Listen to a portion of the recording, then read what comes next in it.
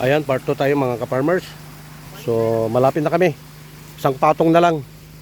Ayan, so nagkarga muna kami sa sako ang lupa. Ayan. So, ito na ang resulta. Ayan. So, ito yung resulta ngayon. So, malapit na. Ayan. So, ito ay makarating sana sa kinaukulan ng aming punong lungsod ng Mayor Honorable Art Celeste Jr. Pagtuunan sana kami pansin ng aming problema sa aming pagsasaka dahil nasira ang unang pinatayong irrigation, nagiba. Kita nyo naman ang mga pader. Ayan, tinipid ang materyales. Dahil kung hindi tinipid ang materyales, hindi ganito ang hinahinatnan ng ating irrigation. Sorry sa mga nauna. Dahil totoo naman nandiyan ang ebidensya. O, tingnan nyo mga ka-farmers yun. Yung crack na yun, crack na yun. Kung mapupuno yan ng tubig, doon dadaan ngayon ng tubig.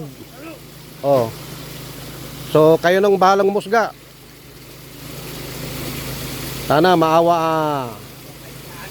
awa kayo sa amin. Ganito ang buhay naming magsasaka. Kung hindi namin gagawa ng paraan para makarating ang tubig sa aming sinasaka. Ayan. So, ito, diskarte lang mga ka-farmers. Ayan, buhay Pinoy. Ganito ang buhay Pinoy remedy. Ayan.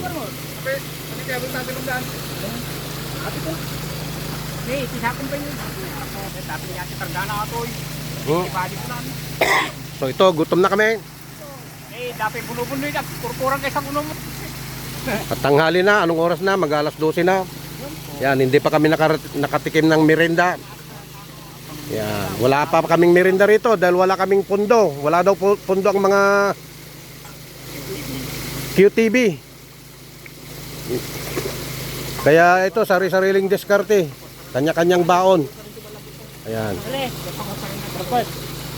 Yan pa. Tama na ba yan? Hindi na tayo magpapatong pa yan.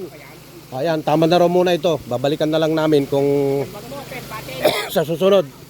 Kasi tataasan pa namin yan kung hanggat maaari. Ililabel namin yan sa pader na yan. Kalahati pa lang. At least nakita ang trabaho namin. Kahapon, nag-start kami kahapon dito. Pangalawang araw namin ngayon. Ayan. Itinuloy namin. Okay. Engineer Mayo. Ayan. At si Tablang. Si Kabunot.